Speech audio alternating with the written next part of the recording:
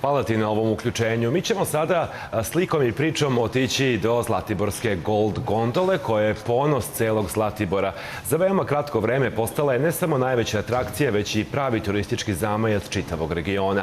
Sa svojom trasom, dugom 9 km, najduža je jednosegmentna panoramska gondola na svetu. Sa trona je skinula kinesku gondolu Tianmen Shun dužine 7,4 km. U želji da broj zadovoljnih posetilaca Zlatiborske gondole bude što veći i da se zadovoljni turisti vraćaju na nove vožnje, preduzeće Gold Gondola nastavilo je da i u ovoj godini poboljšava svoju ponudu i kvalitet usluga. O daljim planovima, rekonstrukciji mreže, nabavci novih kabina razgovaramo sa Bojanom Božanić, direktorkom javnog preduzeća Gold Gondola Zlatibor, i Aleksandrom Milosavljevićem, direktorom tehničkog sektora javnog preduzeća Gold Gondola Zlatibor. Dobar dan. Hvala što ste došli kod nas. Jutro ste stigli sa Zlatibora. U Beogradu je bilo hladno jutros. Kako li je bilo na Zlatiboru? Pogotovo zimsko vreme, da vam kažem, ali eto, znali smo da je ovde malo bolje. Jeste. A ono što posetioci koji su bili na Zlatiboru prethodnih meseci kažu, to je ta Gold Gondola koja svakako jeste ponos Zlatibora. Koliko je do sada prevezeno putnika? Kako ste zadovoljni dosadašnjim radom?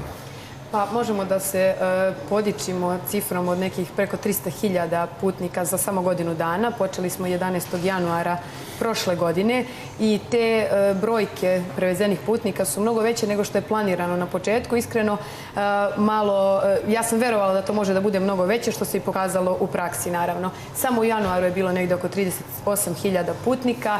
Brojke se povećavaju i u prva 4 meseca ove godine oko 100.000. Tako da, zaista, svi koji dođu na Zlatibor žele da se voze gondolom, uživaju u tome i naš je cilj u stvari da se oni u svakoj sezoni, jer poznato je da se Zlatiboru ljudi pre svega vraćaju. Dakle, nije dođeš jednom, pa posle ko zna kad, nego i leti i zimi, jer zaista ima puno sadržaja, pa je gondola jedan od njih i mi želimo da se svaki put voze i da svaki put nešto novo dožive na našoj gondoli. Gondola zaista jeste najduža jednosegmentna gondola na svetu, je li tako? Tako je. I to baš kod nas na Zlatiboru? Pa eto, kod nas na Zlatiboru, u Srbiji, to je jedna zaista informacija koja je značajna i zbog koje, da kažem, puno ljudi dolazi i posećuje Zlatibor, a to nije informacija koju smo mi, da kažem, proturili, ajde, da tako se izrazim, već je to naš proizvođač opreme, renomirana kompanija Poma iz Francuske, koja zaista radi širom sveta slične instalacije, koja nam je pokazala u stvari i dala tu informaciju da je najduža takve vrste. Tako da, sa ponosom mi pričamo o tome. Ovih dana su u toku radovi na obnovi, na rekonstrukciji. Oni će trajati do 20. juna. Šta podrazumeva ova nova tehnička obnova?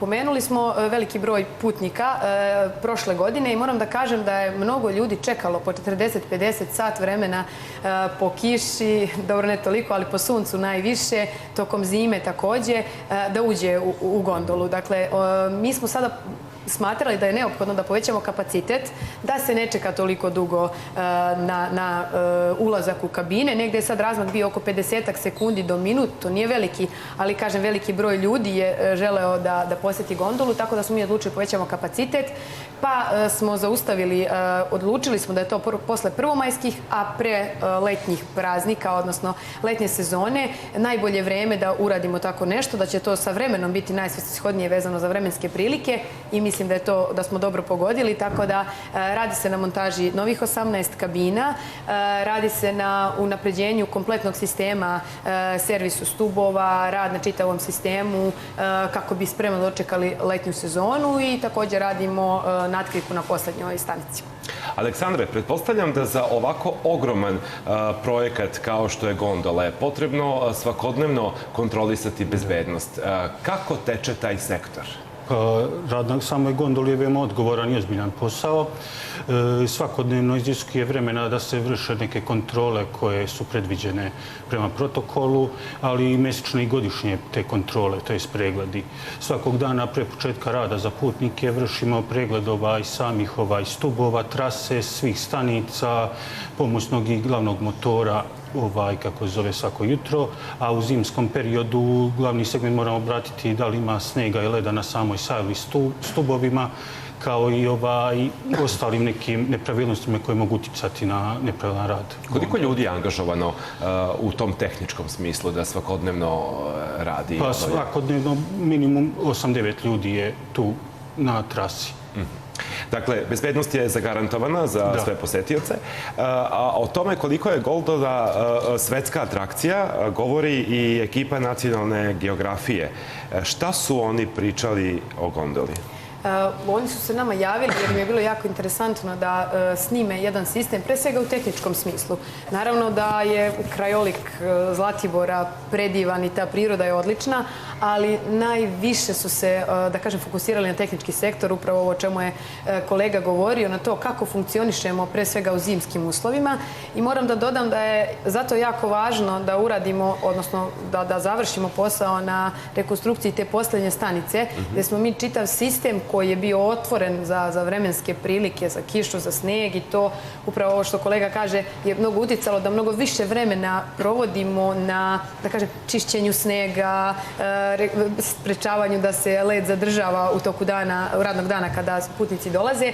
Zato smo mi potpuno tu stanicu rekonstruisali, sredili i sa svih strana je zatvorili, da tako kažem.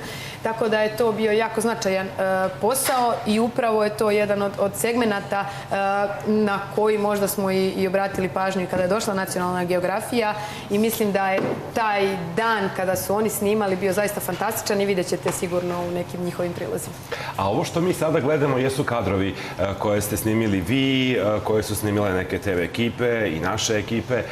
Kako izgleda taj pogled kad se krene gondolom? Postoji međustanica, je li tako? Jest. Cilj uopšte lokalne samouprave je bio da se napravi jedan novi pogled na Zlatibor iz ptičje perspektive i to smo sad uspeli. Znači, za 1 minut od kako krenemo sa Zlatibora, iz tog turističkog centra, te urbane i bučne sredine, za 2-3 minuta se nalazimo već iznad šuma, iznad proplanaka, livada i preko međustanice, pored koje se nalazi zaista biser Zlatibora, Ribničko jezero. Dolazimo preko opet jednog malog uspona do vrha Tornik na nadmorskoj visini od 1496 metara, gde se nalazi posljednja stanica. I zaista tih 9 kilometara i nekih 25 do 30 minuta vožnje u tih 9 kilometara u jednom pravcu i posle u drugom, zaista predstavlja jedan ostavlja predivan utisak, izaziva predivne osjećaje i zaista mislim da je to pogled na Zlatibor iz potpuno drugog ugla. Gondola je otvorila Zlatibor i da kažem, na jednu drugu stranu i moram da kažem da sa našim projektom Zlatibor svakako, odnosno pre i posle našeg projekta Zlatibor nije isti. Tako je, a i turistička ponuda cijele zemlje više nije ista kad imamo najdužu gondolu na svetu. Aleksandre, da li ste mislili i na osobe kojima je možda teže bilo do sada da pristupe gondoli i da dođu? Pre svega mislim na ograničenja na osobe sa posebnim potrebama. Da, jesmo. Mi imamo pristup osobama s invaliditetom i na početnoj i na izlaznoj stanici i oni mogu da uđu bez problema u kabine. Na koji način se sve radi na unapređenju ove gondole u tom tehničkom smislu? Jer smo svedoci da je to vrlo važno i da smo svi mi koji tamo odemo bezbedni i sigurni da je to bezbedno. Pa bezbedno je 100%. Evo sad vršimo te kontrole, preglede, kao što je rekla koleginica, na Natkriku, na izlaznoj stanici na Torniku, pregled svih 36 stubova, komunikaciju između njih. Kad je najveća gužva? Da li postoji to neko određeno doba? Evo, tačno godinu i malo više, godinu i 3-4 meseca postoji gondola. Prošli ste sva godišnja doba. Kad je najveća gužva? Pa u sezoni odmora i u zimskom i letnjem periodu, to i za vreme praznika. To znači uvek? Pa uvek i vikendom, kada je lepo vreme, kada ljudi dođu na vikend. I to onda znači da Zlatibor više nema samo sezonu kad je zima, već je stalno sezona na Zlatiboru? Pa baš tako. To je već odavno je takav trend.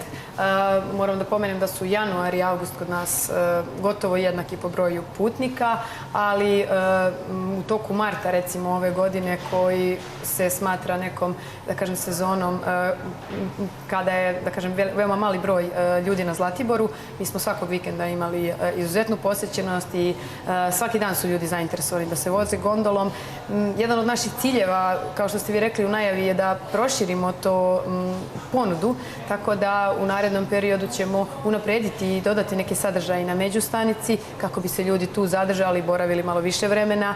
Zlatibor je izbor za sve i za sve od 0 do 100 godina i mi težimo da u stvari za svakog ponudimo te neke sadržaje, tako isto dakle za letnju sezonu ćemo pripremiti i na međustanici, kao što sam pomenula, na poslednjoj stanici takođe nešto od sadržaja i tako svake godine planiramo da unapređujemo i čitav sistem, poput sada ovog u tehničkom smislu, ali pre svega da nudimo nove sadržaje, nove ideje. Ne postoji ništa novo u novom svetu, sem da malo prepišemo iz nekih drugih centara koje smo već obilazili, nešto ove godine, nešto u prethodnom periodu. I sve u svemu, mi to samo malo da prilagodimo onoj situaciji na terenu, na Zlatiboru, jer Zlatibor sa predivnom prirodom i ono što mi sad možemo da vidimo na ekranu je nešto što, da kažem, ne treba da se menja, već samo treba malo da prilagodimo dodatne sadržaje i da našim gostima bude zabavnije. Rekli ste da pratite trendove. U poslednjih nekoliko godina u svetu je trend pet friendly. To znači da je i životinjama, odnosno kućnim ljubimcima, dozvoljen pristup. Šta je sa gondolom? Upravo da, trudimo se da izađemo u susret svim našim gostima koji imaju ljubimce i mi smo to rešili na određen način. Svakako ćemo se truditi da omogućimo da što više, da kažem, naših korisnika može da povede ljubimce, ali sa druge strane da vodimo računa da njihovi saputnici, ljudi u kabinama sa njima, jer u kabinu može da stane do 10 ljudi, takođe mogu da se osjećaju komfortno, iako se tu nalazi kućni ljubimac, pa smo našli neki, da kažem, neko srednje rešenje, ali u svakom slučaju, kažem, u narednom periodu radit ćemo na tome da mi kupimo transportere koje mogu da stanu kućni ljubimci ukoliko naši korisnici ih nemaju i da možemo da ih ponudimo da iznajmimo u tom trenutku da se oni voze uz njihov, da kažem, zakup kabine koji je takođe moguć, pa da se oni sami voze i da uživaju sa svojim ljubimcima. Šta možemo, evo oboje ću vas pitati, kao neko ko predstavlja ne samo gondol, već predstavlja Zlatibor, šta možemo da poručimo zaljubljenicima u letnje planine, odnosno u planine leti, šta tokom predstojećeg leta Zlatibor može da ponudi, šta da obavezno vidimo. Ono što znam jeste da se sad radi jezero u samom centru Zlatibora. Tako je. Mi samo možemo da pozovemo sve koji gledaju ovaj vaš program, a znam da je velika gledanost, da dođu na Zlatibor, da na Zlatiboru imaju zaista puno sadržaja, od sadržaja za decu, preko novih interesantnih zabavnih parkova, novih hotela, izuzetno atraktivnog i dobrog smeštaja i naravno da obavezno posete Zlatiborsku gondolu, jer bez toga gotovo sada na Zlatiboru više ne može da se boravi i sasvim sigurno da će i u toku tih letnjih sadržaja, koncerata, predstava, takođe biti interesantnih stvari u kojima mogu da uživaju. Sigurno da će gondola ponuditi neke nove sadržaje. Mislim da će na vrhu tornika takođe nešto biti od zabavnih sadržaja i u večernjim časovima, ali svakako ćemo to najaviti vrlo brzo i mislim da definitivno Zlatibor treba da bude, da kažem, must have za ovu godinu, za sve. Aleksandre, se vi slažete sa ovim? Ja, slažem se. Šta ćemo jesti kad dođemo na Zlatibor od specijaliteta? Ujutru kad ustanete da bi imali dovoljno snage da šetate, morate komplet lepinju, to je sigurno. A posle preko dana može da ide neka light varijanta, ćevap i slično. Hvala vam mnogo što ste nam preneli i ukus i miris te atmosfere sa Zlatibora. Želim vam uspešnu letnju sezonu, dakle od 20. juna gondola se vraća u pun pogon. Tako je, hvala vam i eto, pozivam sve vaše gledaoce definitivno, ali i vas obavezno da posjetite Zlatibor i da se vozite u gondoli posle 20. juna i tako iz drugu godinu. Hvala vam još jednom što ste došli za Zlatibora i bili gosti našeg studija. Vreme je za EPP, nakon toga se vraćamo u otvoreni studio.